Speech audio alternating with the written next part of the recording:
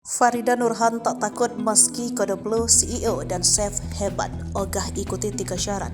Meski terancam masuk penjara setelah dilaporkan Kode Blue ke Polda Metro karena pencemaran nama baik, Farida Nurhan mengaku tak takut.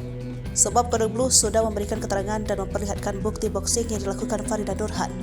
Meski sudah melaporkan Farida Nurhan ke polisi, namun Kode Blue tetap membuka ruang damai.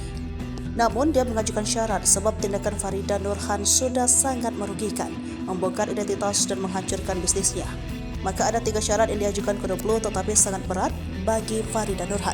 Pertama, menghapus akun TikTok dan akun Instagram.